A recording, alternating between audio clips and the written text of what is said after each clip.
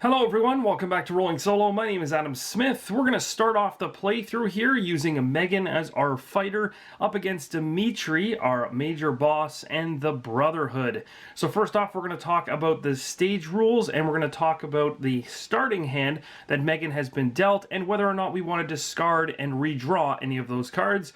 So without further ado, let's get started with this playthrough. So taking a look at the stage setup card Gone Ballistic, it says reveal cards from the stage deck until 1p, which means 1 for every player, or 1 times every player. So if we're playing with 4 different characters, we would be grabbing an objective for every character that we have.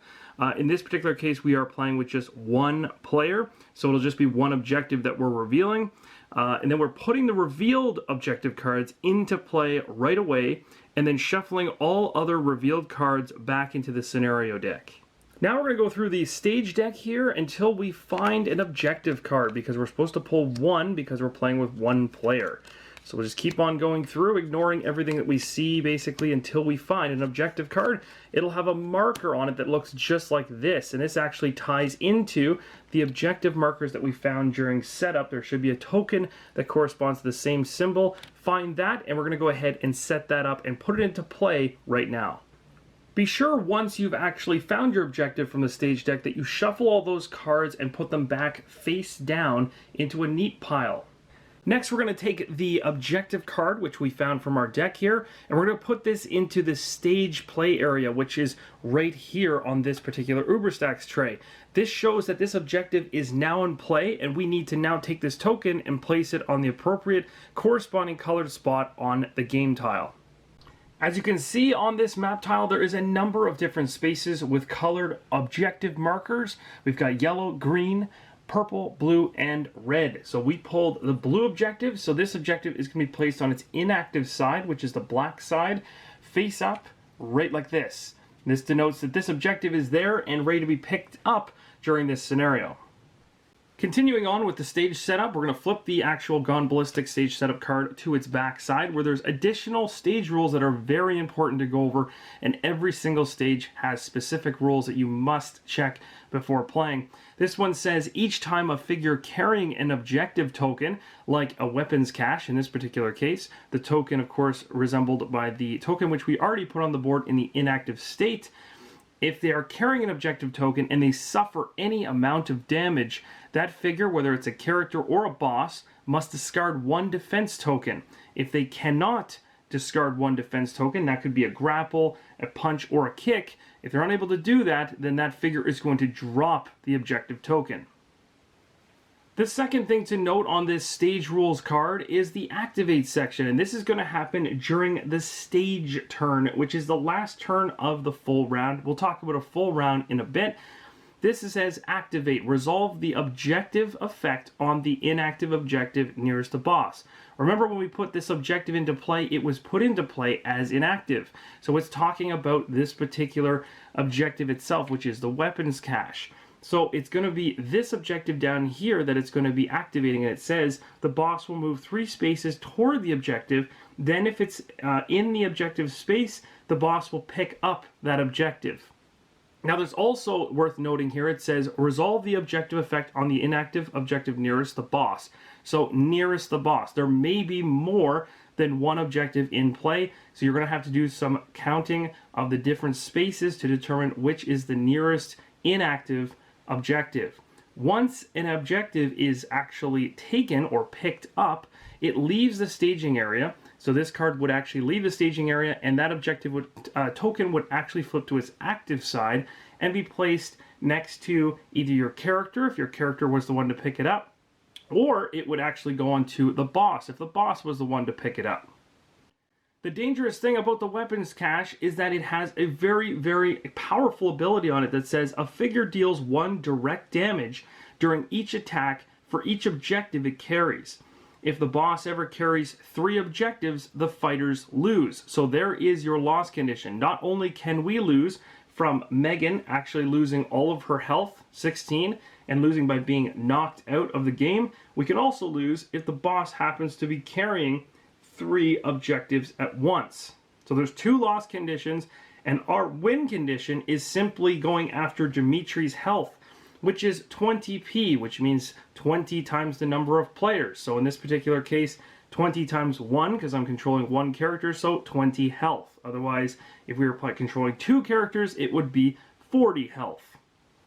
During the enemy turn of the game round, Dimitri is going to activate, and the activate ability is shown on Dimitri's card at the bottom. It says Dimitri gains 2 random defense tokens and attacks each fighter engaged with him. Engaged means adjacent in this case.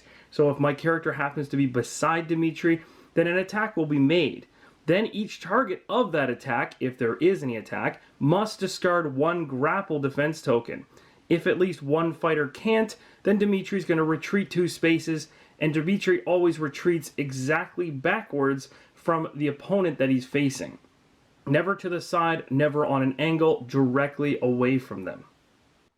When Dimitri makes an attack, he uses this area of his card, which shows 4 white dice being rolled, so it'll be 4 dice just like this. He'll roll those dice and will make an attack against a particular character he has targeted. We're going to talk more about how the attacking and defending works when we get into the actual gameplay, but for now I just want you to have a general understanding of the important pieces of Dimitri's boss card. Depending on which fighter you have chosen, each ability on the character's card is going to be different, but it's very important to understand at least the basic action on the card, as well as any of the symbols on the card. So first off, Megan typically does kicking attack. So that symbol right there with the kick means that when she does damage, she does it with a kick. It also makes sense being that her miniature is in a kicking stance. So when she goes ahead to make an attack, that is what she focuses primarily her damage on. And so those enemies that are basically defending against that will have to have defense tokens that are kick in order to avoid taking actual damage. There's different types of damage, but there's no point in going into that until we get into the gameplay. But there's different levels, with direct damage being the most potent as it gets through all defense. Next up, we have this icon right here, which denotes a charge. So Megan can block using defense tokens. If Megan happened to have a couple defense tokens on her card, and Dimitri happened to roll his white dice while making an attack and landed a foot or a kick action, basically she could use one of these defense tokens to block that die, and when she does, it flips to the charge side, and once she has 4 charge symbols here, then her entire card can be flipped over to the powered up version, where she gets an even better ability at the very bottom. If you remember from the solo setup video, we actually drew all 4 cards for the starting hand for Megan. The very cool ability that the game presents you with at the very beginning is that when you draw those 4 cards for your fighter, you are able to discard any number of those cards in order to redraw the same amount of cards you discarded back into your hand. So the cool thing with that is you are able to create a synergy with your hand, or at least try to control it a little bit out of the gate. After the very first draw, you can no longer do that discarding and redrawing. So it's very, very useful at the beginning to make sure that your starting hand has set you up for success as much as you possibly can. Although you don't have full control, it certainly helps. You can see here I got 2 flying knees, both of which are great. They're abilities. Simply use them as you would play a card, and you get to do the ability down below. This flying knee actually does 3 kick damage to an enemy engaged with you. Then you choose any space adjacent to that enemy and place your figure there. So you're kind of flying knee kicking them and then whipping around to the opposite side of them, say. That could be something you could do. So I could keep both those. They could be really useful. But one of the things that I know about Megan is that Megan has a lot of chi cards. What I mean by that is she kicks a lot. She's using lots of kick attacks and things like that. So she has these tactics, these chi tactics in the top right hand corner of her card. And the more of these tactics that you have in play, because these ones when played go right next to your character card, they are not discarded when used, they basically have abilities that can enhance the amount of damage that she does when she makes an attack. So for instance, The focused resolve one here says attack with 2 red die. So when I'm using that card, it's an attack. You'd be rolling red dice. It shows that you're using grapple as your method of damage because it's forced resolve. And it says this attack deals +1 general damage for each chi card you have in play. So right now I have 0, so I get no bonus. But if I had put, or I do put, projected chi in my player area, then I would get whatever the result of my die roll happens to be, so 2 damage, plus an additional 1 for having projected chi actually in my character's area. So this is how you can power your character up, and every character is built differently and uses different terminology and abilities and powers to your advantage. So you want to try to figure out what those synergies are, because it'll help you quite a bit. But starting off for this playthrough, I think I'm going to actually sub out one of the flying knees because I have 2 of them and I don't think I really need both. So I'm going to go ahead and I'm going to discard this flying knee, and we're going to draw a new card off the top and see what we get. So we managed to get another tactic, another chi tactic. That's awesome. This one's called Stage Dive. So your attacks deal +1 kick damage. After attacking an enemy, you may discard this card to deal another direct damage. Remember, direct damage goes through any defense tokens the character has. General damage can be blocked by any defense token, meaning a character or a boss can use any grapple, kick, or punch defense token to block general damage, but direct damage goes straight through. And then a channeled ability down below here says you may move up to 3 spaces and then deal X kick damage to an enemy engaged with you, and X is the number of chi cards that you have in play. So again, there's where you're seeing that synergy using that particular ability. So the more of those tactics that I have, the better. The other thing you'll notice here is there's a star next to some of these cards, next to the title. That means that they're unique, which means when these cards are placed into or next to my character card or my fighter card, I can only ever have one in play at a time, because this area right here is representing my hand. This is not in play. What's going to be in play will be next to my character card, and we'll focus more on that as we get going in the playthrough. That basically sums up kind of the synergy of her and how she works, but we're going to see it in action as we go through. So without further ado, let's get started with round number 1. One important thing to note is that the discarded cards you choose to get rid of at the very beginning when you're drawing cards, and you're able to do that one-time mulligan in order to discard some cards and redraw some, like I did with 1 card. The discarded card, normally, in any case, discarded cards go to the left of the character deck, except for that very first draw when you're discarding and replacing cards. All the discarded cards from that situation go back into the character deck and are reshuffled, but going forward, any cards that have the word discarded on it are going to be truly discarded into a discard pile to the left of the character deck.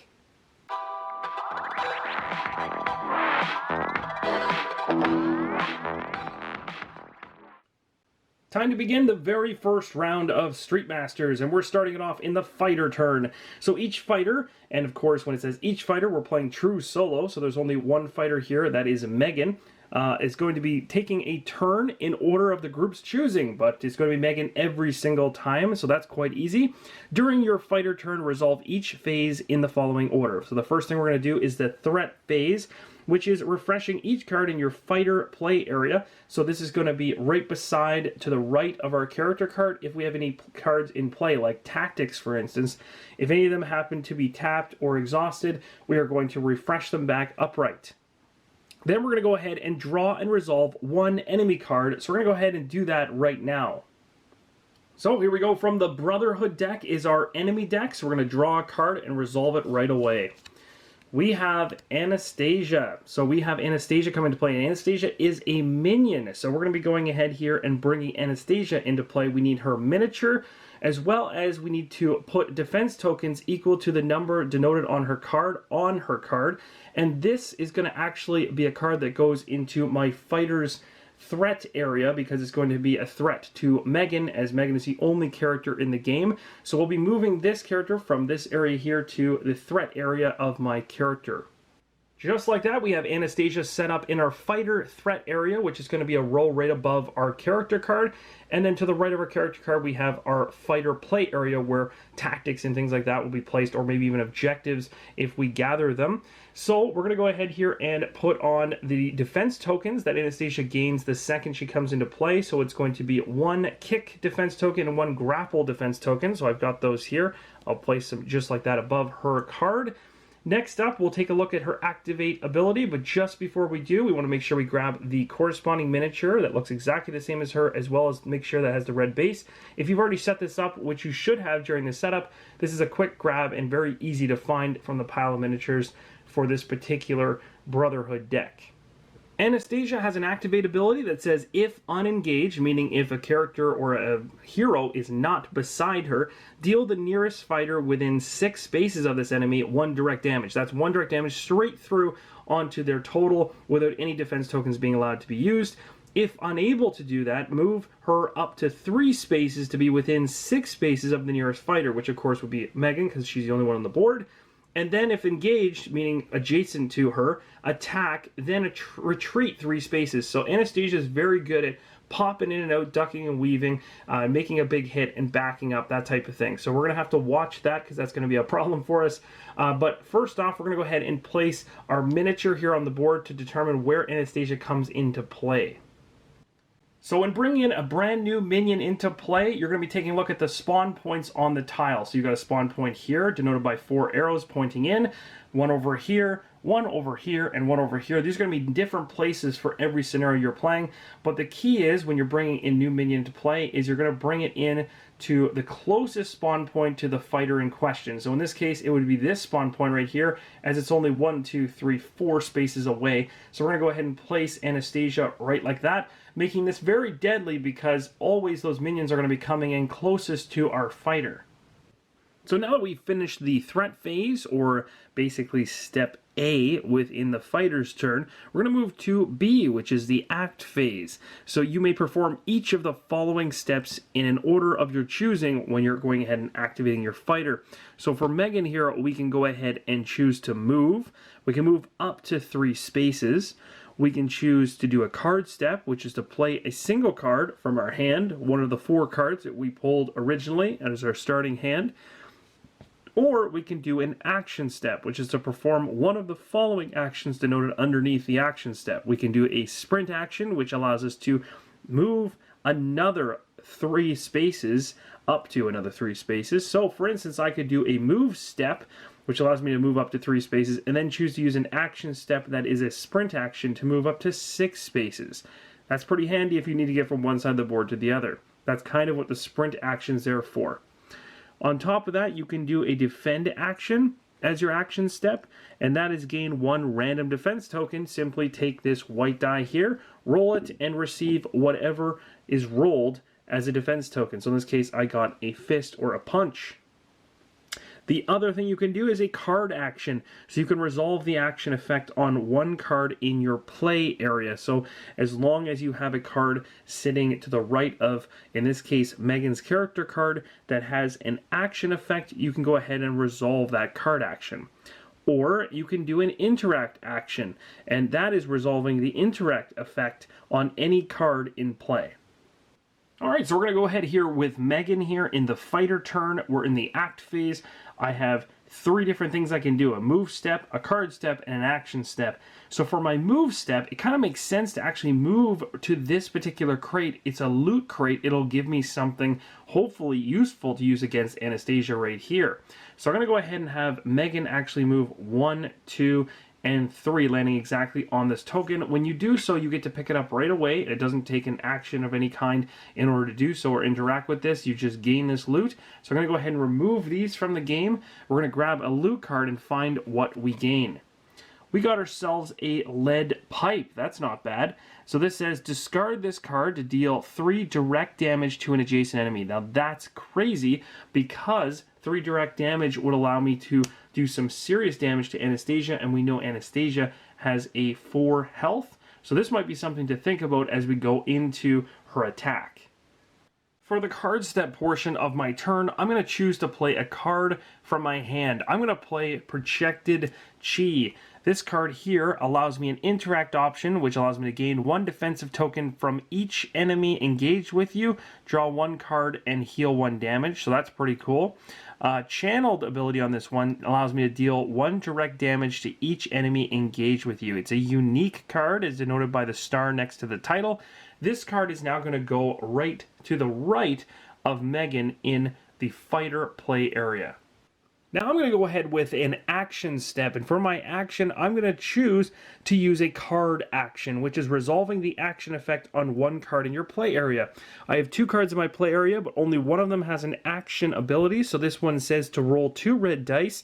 After this attack, you may resolve the channeled effect on a chi card you control. So you can see here, because I control a Project Chi card, I can use the channeled effect underneath of it. Says deal 1 direct damage to each enemy engaged with you, which allows me to do a successful damage which cannot be blocked by any defensive token on the card.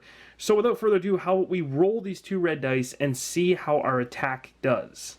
So Megan's going ahead with her Feat of Fury action. She's going to be rolling 2 red dice. Let's see what she gets. Oh, that's awesome. Okay, so what we're seeing here is a regular hit as well as a critical hit. Critical hits are very, very cool because they allow you to essentially reroll another die as well as keeping the die which landed a hit. So these can stack infinitely as long as you continue to roll critical hits.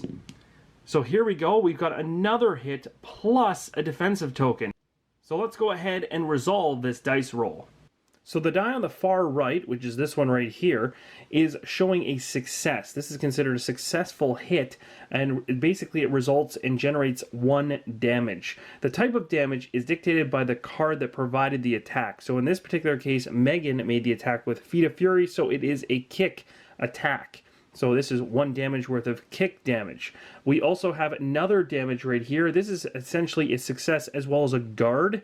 What that means essentially is you're going to get the success of a kick attack again, going based on the card that was used or the ability that was used for the type of damage. So another kick damage, so technically 2 kick damage now. And we also get a guard point as well, which we'll talk about in a second. Next up is the critical in the middle. The critical result provides 1 success and allows for the attacking figure to roll again. We did that. And you add that result to the attack. There's no limit, as we mentioned. And again, this is going to just result in the exact same type of damage, being kick damage. So we have a total of 1, 2, 3 kick damage going towards Anastasia, plus a guard. How guard dice work, and you can see guard shows up either with a success or it can actually show up by itself as its own side. But regardless, if you get a guard symbol during your roll, for every guard result, the active fighter gains 1 defense token after fully resolving the attack, and we will go ahead and resolve the attack first before we go ahead and finish this guard ability. But the type of defense token gained has to match the type of damage dealt. So basically, the damage that I'm dealing is a kick damage, so that's exactly the type of defense token that I will get to put on top of Megan. However, this doesn't get done until all of the damage has been assigned, and we're going to go ahead and do that right now. So we know that Anastasia is taking some damage, 3 damage in fact, and it's all kick damage. So what can she do essentially in order to block this? Well, if she happens to have any kick defense tokens, she can use those to block a number of the damage. So she has 1 single kick defense token, and so she can spend that in order to block 1 of the hits, allowing only 2 hits to actually get through and make contact with her. So we put 2 damage on her card, and we need 4 in order to completely knock her out. Now we come back to Megan for that defense token that she was supposed to get from her die. And again, as we mentioned, it has to be the same type of defense token as the attack was made in. So in this case, a kick defense token is given to Megan. So we're going to take 1 of those and place it on her card. She can use this when she is attacked against using a kick attack. So now we have actually finished the Feat of Fury attack, which said attack with 2 dice, and after this attack, then you may resolve the channeled effect on a chi card you control. Well, we do have this card right here called Projected Chi, and it says channel, deal 1 direct damage to each enemy engaged with you. So we're going to go ahead and do that right now, which is going to drop another damage token onto Anastasia, giving her a total of 3 damage. She's 1 away from being taken out. Now remember, earlier on, I picked up the crate or loot card inside of that crate and ended up getting a card which is called the Lead Pipe, and it allows me to discard this card to deal 3 direct damage to an adjacent enemy. Now, this might have been or could have been used during this particular attack, but I'm really holding off on this lead pipe because I think I want to use this against the boss. The boss has a much tougher defense mechanism built in where he can gain defense tokens, and having any cards that can deal direct damage, especially that much, are very, very useful to narrow down his health and hopefully defeat him. If I use it on Anastasia right now, yes, it would kill her, because it would be overkill. I only need 1 direct damage in order to kill her at this point, which would be kind of a waste of using the lead pipe. So I'm going to hold on to it and let her stick around for one more round before I finish her off. So now we have fully resolved the act phase for the fighter. We're going to move to the react phase. So from left to right, we're going to activate each card in our threat area by resolving its activate ability. This is going to be talking about all of the cards that we put above Megan's character card in the threat play area. So let's go over there because we know Anastasia is waiting for us. So Anastasia is going to activate now. So it says here, if unengaged, deal the nearest fighter within 6 spaces of this enemy 1 direct damage. So basically, if she's not engaged whatsoever, meaning there's nobody adjacent to her, then we're just basically going to be taking a direct pot shot or shot from her rifle against that character or fighter. Now, in this particular case, my character is right next to her, so there won't be any 1 direct damage shots coming at me. But if it's unable to, move her up to 3 spaces to be within 6 spaces of the nearest fighter. If engaged, attack, and then retreat 3 spaces. So she's going to attack me and then retreat. But you'll notice here she's up against a wall. Retreating has to happen directly behind or directly in the opposite direction of the fighter that it's going up against. In this case, she's here. She would have to, it would butt her up against a wall, so she can't actually retreat out. She will attack though, but then she'll just stay put because she's up against a wall. So we're going to go ahead and take the number of dice as denoted on her card, which is 1 white die, and we're going to roll it and see what type of damage she does to us. She does a grapple damage to us, and this is bad because our current character only has defense against a kick. So Megan does not have any defense against a grapple damage, which is a general damage, so she's not going to be able to block this, meaning that this 1 damage made it through and is going to land on her card. 1 damage into the 16 before she's defeated, and we really don't want to see that happen. So now that Anastasia has made her attack, as it mentions on her card, if engaged, attack, and then retreat 3 spaces. This is when you trigger that retreat. So Anastasia would actually retreat in the opposite direction of the character or fighter that she's attacking, but she can't. She'll bang up against a wall. She cannot go any further backwards. So she's going to stay exactly where she is, and we have fully resolved the react phase. The next phase is phase D, which is draw phase. So we're going to go ahead and draw 1 card and then flip this card to its opposite side. So of course, when we're drawing a card during the draw phase, we're going to draw it from Megan's character deck. So we're going to flip this card over and see what we got. We got ourselves a Flying Knee. This card allows us to deal 3 kick damage to an enemy engaged with you. Then choose any space adjacent to that enemy and place your figure in that space. So a really cool ability to kick and then move at the same time. Get yourself in a good position afterwards. So we already have a Flying Knee in our hand, but this will be the second one we have. But it's going to come in very useful because 3 kick damage is very, very good. Finally, to finish off the draw phase, we're going to flip this card. For the second part of the round, we come to the enemy turn. The group activates each card in the enemy play area from left to right by resolving its activate ability.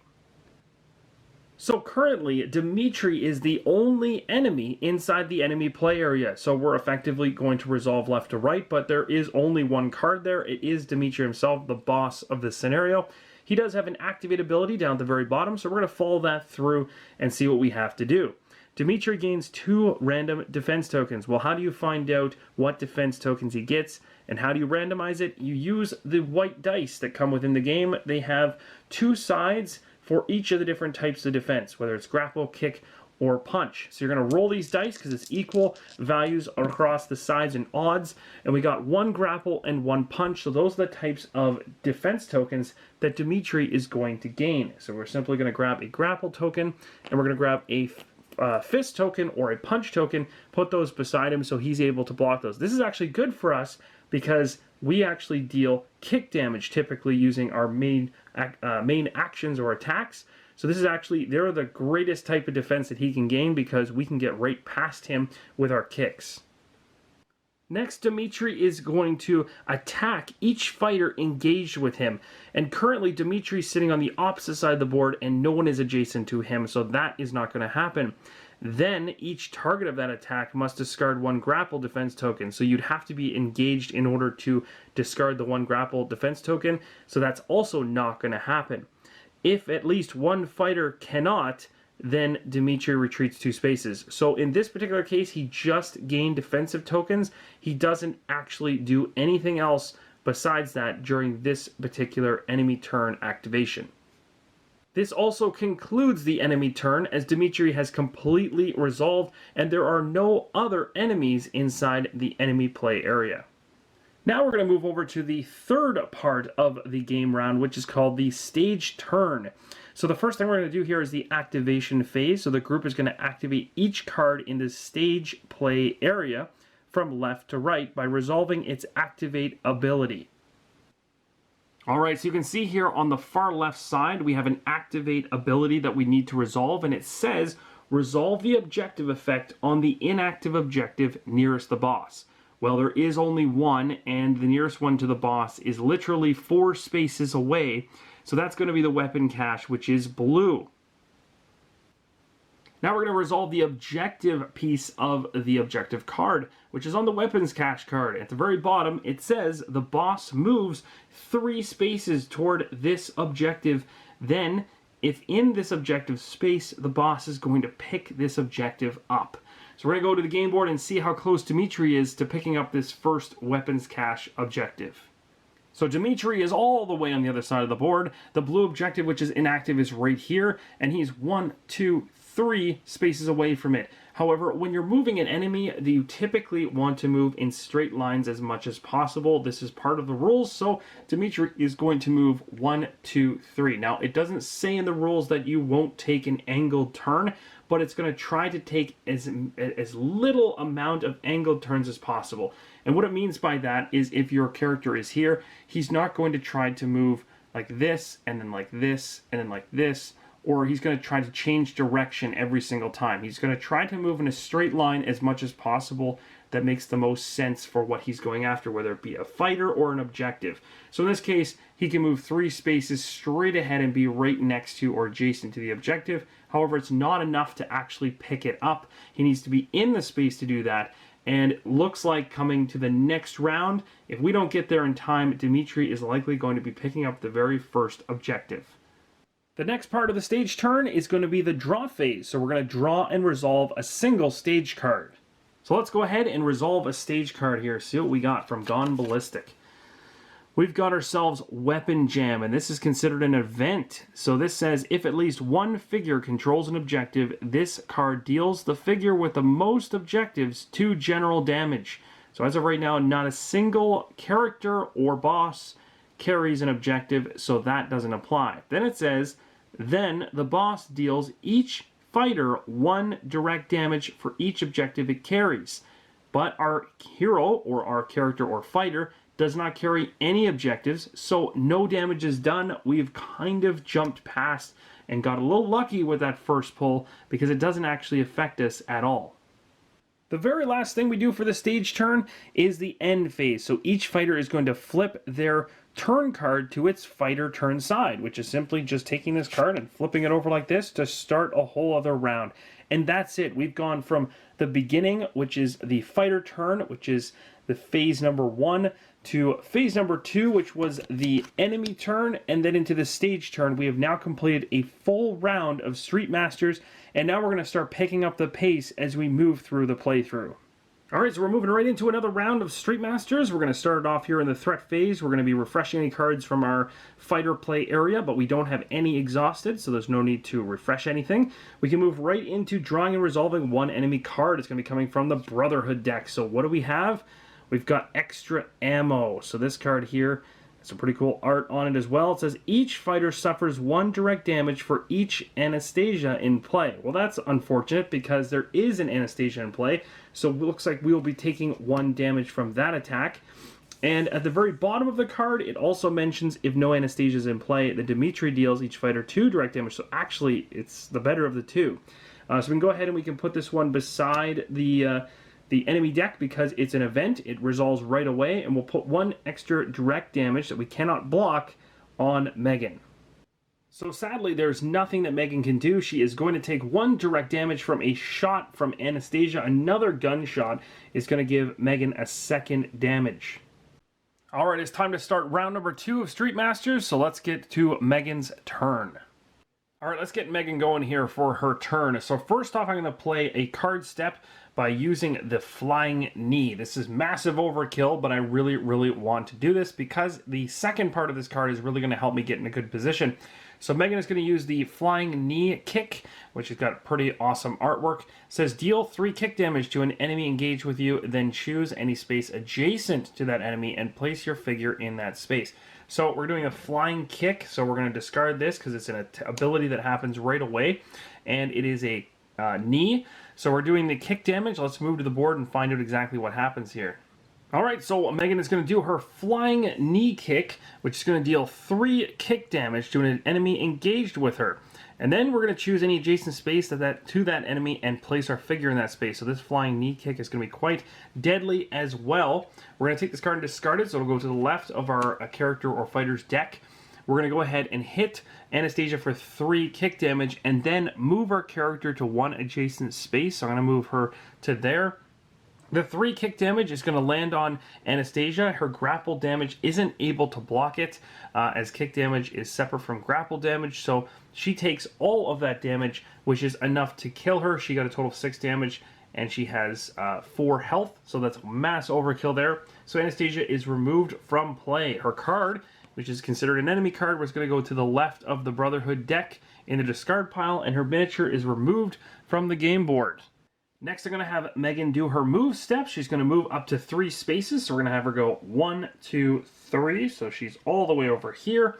And then lastly, she's going to go ahead and do a sprint action, moving 3 more spaces, which will put her 1, 2, and right on top of the objective token. I'm doing this strategically to stop Dimitri from being able to pick that token up, as I'm literally sitting on top of it. I can't, however, pick that particular token up unless I use an interact action, and I currently have already used an action step. I used the sprint action, so I can't actually interact and pick up this objective token on this particular round. Next phase is react phase. We're going to look from left to right in our threat area. We have absolutely no threats, so we don't have to activate any cards in our threat area because we do not have any. Now we're going to simply draw another card for our character, and we got ourselves Focused Resolve. We actually have this card already, so now we have 2 of them. This says attack with 2 red dice. This attack deals 1 general damage for each chi card you have in play. Alright, we'll talk about general damage when we get to it, but it behaves differently than direct damage or even like a kick, grapple, or punch damage. Now we're moving into the enemy turn, so we're going to go ahead and activate each card in the enemy play area. We only still have Dimitri there. So Dimitri is going to activate, and he's going to gain 2 random defense tokens based on his roll. So let's roll these and find out what he gets. A grapple and a grapple. That's actually pretty good because we do not do grapple damage. So I'm very happy to have him have lots of defense tokens in that capacity for now. So he's got 3 of those now and 1 fist just above his card here out of camera shot. Alright, and then moving right along here, it says, and he will attack each fighter engaged with him. Well, I have actually moved into a position of being engaged with him as I'm adjacent now. So he is going to attack me. As you can see, I am most certainly engaged with him as I am adjacent. So now we're going to go ahead and we're going to roll for an attack. So for Dimitri, he uses 4 white dice, as we talked about earlier, when making attacks. So we're going to roll these and see how this plays out. So we have 2 fists, a kick, and a grapple. So 2 punches, a kick, and a grapple is the damage coming towards Megan. Alright, so Megan is going to be taking 2 damage coming from punches, 1 damage from kick, and 1 damage from grapple. I can block using this defense token, the kick attack, which will turn to the charge side, giving her 1 charge out of the 4 she needs to power herself up. So this die has been resolved. We still have a grapple and 2 fists, so all of that damage is going to come through, equating to 3 damage going onto Megan, making her grand total 5. So we're going to remove all 5 of the 1s that we would have and have 5 damage placed on Megan. That's really bad, because already Dimitri is putting a pounding on Megan. Alright, so we're moving right along to the stage turn. So the first thing we do is activate, and we're going to go activate every card in the stage area. So the very first one here is an active ability. It says resolve the objective effect, so we're going to do that. The boss moves 3 spaces toward this objective, then if in this objective space, the boss picks the objective up. As we can see from our current setup, that is impossible. Dimitri is as close to the objective as he can be, and he is not in the objective space, so he cannot pick that objective up. So we're going to be skipping right past that particular part of the stage turn and moving to resolving a stage card itself. So here we go. This is usually where things get nasty. We're going to resolve ourselves a stage card, and we got ourselves supply truck. So we got a truck coming in here into the warehouse, and it says, shuffle each minion in the enemy discard pile back into the enemy deck. Then each minion in play gains 1 random defense token. Well, as of right now, there are no minions in play, so nobody will be getting additional defense tokens because we only have the boss in play. He's not considered a minion. And we only have 1 actual character, which we've already knocked off, Anastasia, in the discard pile. So we'll put the event to the left of the stage deck because we resolved it. We're going to take the Anastasia card, which was in the Brotherhood discard pile for the enemy deck, and we're going to shuffle that back into the deck, and that's going to do it for the stage turn. Alright, so we got another fighter turn coming around here. We're beginning a new, fresh round, so we're a threat phase, refreshing cards in our character's area, but we don't have any tapped or exhausted, so we can just go right ahead with resolving an enemy card from the Brotherhood. What do we have coming out? It's a modified RPG. Are you kidding me? So this says gear, activate, and if unengaged, Dimitri chooses 1 fighter within 6 spaces of him. He deals the chosen fighter 4 general damage and forces the target to discard 1 card it controls. Then Dimitri shuffles this card back into his deck. So that's really nasty. So a modified RPG is a gear card. So we're going to go ahead and we're going to actually just slip this right underneath of Dimitri's card so that we know it's here. And we'll be referencing this when he actually makes an attack in the future. So we'll leave it just like this, and we'll be referencing that because he'll be using it if he's unengaged. If he's got distance to shoot the RPG at us, he's going to do it, and it's going to do some serious damage. One correction that needs to be made before we move into my fighter turn is in the last round when Dimitri made an attack against Megan. At the very end of that attack, I had to discard a grapple defense token. Basically what that means is I had to spend a grapple defense token in order to keep him in the space next to me. In other words, I have to hold him there. Because if I don't, he actually moves away from me by retreating 2 spaces, and I forgot to move him. This won't impact gameplay whatsoever, so I'm going to make that adjustment right now to make sure he retreats 2 spaces away, directly away from me. So we'll correct this on the game board right now. So after Dimitri made his devastating hit on me, bringing me up to 5 total damage, Dimitri then retreats 2 spaces directly back, putting him on top of these pallets. So now he's further away, and it makes it even worse, the fact that he has a modified RPG 7 with him, because now he has distance, and if I don't close that gap and become engaged with him, he's going to use that on me. So I'm mulling over my options here for Megan. I really do have quite a few, but there's one thing I can't do, and that is do the Focus Resolve card. If I was to play that card, I would be doing an attack with Grapple, and as of right now, Dimitri currently has 3 defense tokens with Grapple, making that Focus Resolve really, really useless because that attack would essentially just be washed out by the amount of defense tokens he has. So I really need to focus on getting kick damage in on him because he even has a punch defensive token as well. So we're going to try to find a way to combo a kick attack against him that's going to do some real damage. In addition, I didn't forget the fact I have the lead pipe. You might have wondered why I didn't use it in the last round. I could have. I wanted to hold on to it just in case a particular enemy came out on the board and I needed to fight somebody last second. My character currently sits in the far corner of the map which actually is about 3 spaces away from a spawn. So that's the reason why I held on to the lead pipe, in case I had another enemy coming in that I needed to take care of quickly. But that's not the case, so I think we're going to use the lead pipe during this particular round against Dimitri. So the first thing I'm going to do with Megan is I'm going to move. I need to get her in close proximity of Dimitri, knowing that he has a rocket launcher. I cannot afford to be hit by that. It is way too much damage for me to take, seeing as I already have 5 and only 16 health. So I'm going to take a move action here in order to move 1, 2, 3. I'm putting myself on this side of Dimitri for a reason. It keeps me within 3 spaces of later on going for another loot card, which could be very, very helpful in taking Dimitri out. So now that I'm here, I've used a move step. The first thing I want to do before I do anything else is I'm going to go ahead right now and use my lead pipe. This allows me to discard this card. This does not cost an action of either a move step, card step, or action step. It's not considered any of those, and you're limited to 1 of each of them. But this lead pipe allows you to basically discard the card to deal 3 direct damage to an adjacent enemy. So I'm going to hit Dimitri over the head for 3 damage. And this is direct damage that's going to go on to him, so that's fantastic. So I've got 3 damage tokens next to Dimitri now, and he has 20 health total. Okay, so next up what we're going to do is we're going to probably play a card. So let's move over to our hand and see which card that is.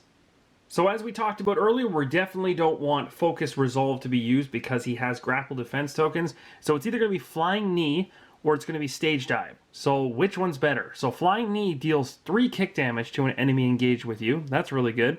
Then you get to choose any adjacent space to that enemy and place your figure there. Well, I don't really need to position myself any better than I already am, so the Flying Knee could be saved till later.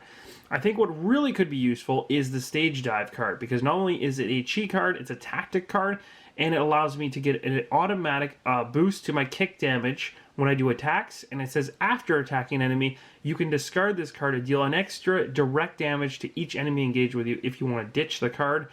Or in my basic ability, remember I can use Channeled when I go ahead and use a basic Feet of Fury attack from my character's fighter card. Well, if I choose to use this Channeled ability, it lets me move up to 3 spaces, then deal X amount of kick damage to an enemy engaged with you, and X is the number of chi cards you have in play. So if I put this in play, I'm actually making that more powerful. Let's go ahead and use Stage Dive. Alright, so we're going to play our Stage Dive card into our fighter play area, which is another tactic card. It's a chi card. It's going to help us combo up a little bit. It's called Stage Dive. We've already talked about it, but it's going to sit to the right of our character card. This is going to really help us out. So now we have done a move step. We got real close to Dimitri, so we're right up against him, so he can't shoot his modified RPG at us when he activates. We also went ahead and we played a card just now for Stage Dive, and I think now we should attack again. We already used the lead pipe on him as well, which is nice, but let's hit him one more time. Maybe we'll use our Feet of Fury. So going back to Megan's basic attack, which is called the Feet of Fury, we've used this before. We're going to resolve by rolling 2 red dice, and then after this attack we can use a channeled effect that we choose on a chi card you control. So we'll figure out which one of the 2 channeled effects that I have on my 2 tactics we want to use, but for now we got to roll these dice and find out what we get. We're really hoping for criticals. If I can get a ton of criticals, I'm doing kick damage to an opponent that has no kick defense currently. So that's really what I want, is criticals. I ended up getting a hit and a defensive token. Defensive tokens aren't bad because that'll help me out later on. We know because we're doing kick damage that I'm going to gain a kick defensive token, so Megan gained one of those. And we did 1 hit, which isn't terrible, and it will get through his defenses, so we're going to go ahead and place an additional damage here for Dimitri on his card. So now he's up to a total of 4. So as you can see here, Dimitri has 4 damage associated to him, 3 from the lead pipe, and 1 getting through for our Feet of Fury attack. So now we're going to resolve the channeled effect on a chi card that Megan controls, and Megan has 2 tactics cards that are chi cards. So this one here says, Channeled, deal 1 direct damage to each enemy engaged with you. So we can simply put another damage on Dimitri, bringing his total to 5, which isn't bad. We could also do Stage Dive, which says you may move up to 3 spaces, then deal X kick damage to an enemy engaged with you. X is the number of chi cards you have in play. Well, you know what? Getting 2 damage is better than 1 damage, so I think it makes sense to do the running in order to hit him for 2 more damage. So we're going to do a Stage Dive channeled effect, and I'll show you how we're going to do that on the game board right now, and then we'll be throwing 2 damage on Dimitri as he cannot defend against kicks currently. So the other really cool thing about this is a lot of strategy comes into it, because what I can do is I can use my stage dive movement of up to 3 spaces to position myself in a way that stops Dimitri from getting to the objective, because we know Dimitri can move 3 spaces towards the objective when the stage phase comes around. So as of right now, he can make a straight beeline to that objective. However, if I place myself right here instead of here, then he has to go around me and he won't have enough movement to actually get to the objective. We don't want him stopping his movement turn on the objective, because if he does, he picks it up and he starts gaining an additional direct damage against us every single time he attacks. So how about this? How about we go ahead and move? We can move up to 3 spaces. We're choosing to only move 1. So I'm going to move like this to kind of put myself in a defensive position to stop him going to the objective.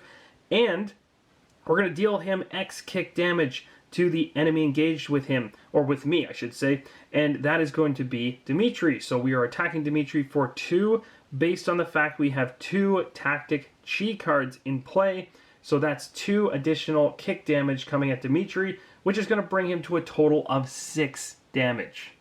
When you have a guy like Dimitri, you definitely want to hit him hard. You don't want to wait around, because this guy can hit hard as well. With that modified RPG, you can see how much damage is already on Megan just from a general basic attack from Dimitri. So we want to try to put as much damage on as we can while he cannot defend against our kick attacks. Because once he can, he's going to be able to start blocking those, and that's really going to slow us down. So we got to get all the cheap shots in we possibly can. But that is going to do it for the act phase. We are now finished with Megan, and we're going to move to the react phase. Alright, so we're moving into the react phase, so we're going to activate from left to right, but look at that, we have absolutely no minions in play, so we can completely skip past the react phase and move into the draw phase, which has us drawing 1 card from the top of our deck and adding this to our hand. We got ourselves Barrier of Will. This card is a tactic card as well, and it's also chi. That's awesome. It's a unique one, so we can only have 1 in play at a time. It says at the start of your turn, gain 1 random defense token. That's huge. We're going to need that so bad when we're fighting Dimitri. The next thing says, exhaust. You and each fighter within 3 spaces of you may gain 1 defensive token of your choice. So that's the first time we've had the ability to exhaust a card. Of course, if you exhaust it, you can't use it for its general ability or for its channeled ability. But that's pretty cool, because again, you can gain some nice defense tokens.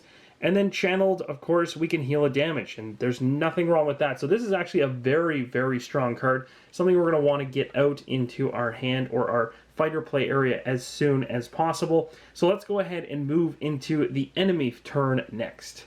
Alright, it's time to move into the enemy turn. This is the turn that really hurts us. So Dimitri's going to activate. He's going to gain 2 random defense tokens. So we'll do this again. We're going to roll 2 white dice to figure out what he's going to get. He landed a grapple and another punch. Wow, we were getting super lucky on this. The kicking ability is still open for us to do damage with, so that's good.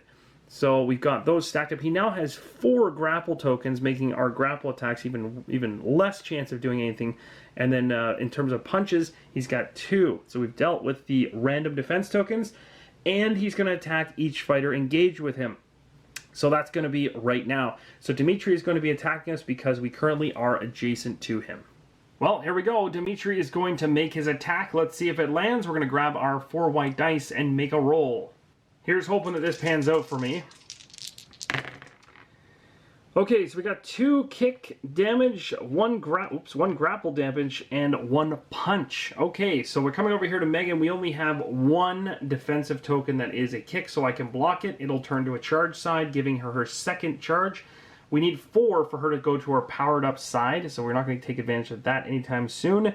We are going to have 3 damage, though, coming straight through at us, so that was pretty nasty. This whole idea of having an RPG is definitely hurting us. So that's going to resolve Dimitri's first card. The next thing it says here, then each target of that attack has to discard a grapple, and if we cannot, then Dimitri is going to retreat 2 spaces. So this is the thing I forgot to do last time. Dimitri is going to retreat 2 spaces back further. So the modified RPG 7 says, activate. If unengaged, Dimitri chooses 1 fighter within 6 spaces of him. He deals the chosen fighter 4 general damage and forces the target to discard 1 card it controls. Then Dimitri shuffles his card back into the deck. So this is where things hurt us big time. And I was talking to you about the spacing and the timing of things. Because Dimitri has the modified RPG attached to him, and he's created the space based on the fact that we didn't have the grapple token or defense token to discard. So he's made the space he needed in order to make a shot at us now, and it's really going to come around to hurt us. Wow, so Megan really was not prepared for this modified RPG 7, and it made a direct hit against her, giving her 4 general damage, of which she cannot block any of it. Now, normally when you get general damage, you can use any type of defensive token, but I don't have any yet, so all 4 general damage is going to get through and land on her character card, upping her total to very high amounts. So let's go to her character card and see how much damage she takes. So the very first thing that Megan's going to have to do is take 4 general damage. So we're going to remove one of the 1 tokens and just place a 5 here. Guys, this is not looking good. She currently has 12 total damage already. We are in bad shape. But Dimitri no longer has the rocket launcher, so that's the only good news. We'll be discarding that card and shuffling it back into the Brotherhood deck. But first, another effect from this modified RPG is that not only does the 4 general damage come through, but the character is forced to discard 1 card it controls. And when it says controls, it's talking about cards that are sitting in its fighter play area, not your hand, which means it's going to be one of the 2 tactic chi cards that Megan has in play. This is a very, very hard decision, but I truthfully feel like it makes more sense to get rid of the projected chi card. Yes, it does allow me to heal and draw cards and gain defense tokens, but I think because we picked up the Barrier of Will and it allows healing and similar effects, I might be able to exchange that one and survive. Having the stage dive one's really handy because I can channel and do extra damage, of which Dimitri can't still currently block. So I kind of want to hold on to that one. So we're going to be discarding the projected chi card. So sadly that is gone, and the stage dive is going to be the only card left in the fighter's play area. Dimitri's modified RPG 7 is going to be shuffled back into the Brotherhood deck, and then we're going to continue on. Alright, so we're moving on to this stage turn. So we have the activation again. We're resolving the objective. The boss moves 3 spaces toward the objective. Then if it is in that space, it'll pick it up. Dimitri is going to do that move right now. So Dimitri is going to move 3 spaces. 1, 2, and has to technically try to get around me in order to get to the objective. So I'm going to have Dimitri go to the far left. Moving right along here with the stage turn, we're in the draw phase of the stage deck. So we're going to go ahead and draw 1 Gone Ballistic stage card and see what we get. We got ourselves the Hidden Ballistic Vest. Oh, this is interesting. So this is a gear card, and this is going to attach the card to the minion with the least remaining health. Then that minion heals 2 damage and gains 1 random defense token. If no minions are in play, there are none, the boss gains 2 random defense tokens. Okay, so we're going to have to do a little roll here to find out what Dimitri is going to get. So let's see what these defense tokens turn out to be from the Hidden Ballistic Vest that Dimitri just put on. We got a grapple and a punch. Alright, so a grapple and a punch. That's actually not bad. This, again, is avoiding somehow the kick damage every single time. So we're lucky that way, but we're certainly not lucky in the health department. So that's going to resolve that particular stage event. So Dimitri has suited up with some extra ballistic vests, which just makes him even tougher. But now we're moving to the end phase of the stage turn, which wraps up the full round. So that's it for the few rounds of Street Fighters within Part 1.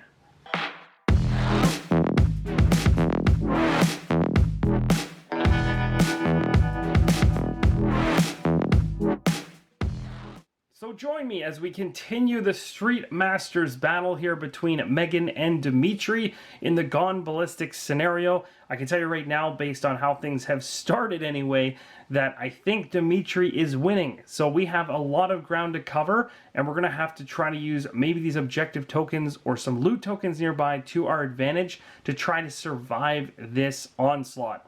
If you guys have any comments or feedback in the comments below that you'd like to make, please do. I would love to read them. I'd love to take your feedback and implement it into the game. I'd love to hear from you if you have a strategy, if you're seeing some synergies you'd like to see used. We also picked up the Barrier of Will card at the end of this scenario, which is an extremely powerful card, which we'd like to get into play to help us. Healing may be a good option. Now that Dimitri no longer has the RPG, we can actually break away from him for once and maybe actually go after that objective, and that will start giving us an additional damage to use. I think we're in a little bit better shape now that he no longer has that. The downside is we don't know where in the deck that RPG currently is, so it could come right back around and pop back into our face, which would be unsettling. So thank you guys so much for watching, and as always, keep on rolling solo.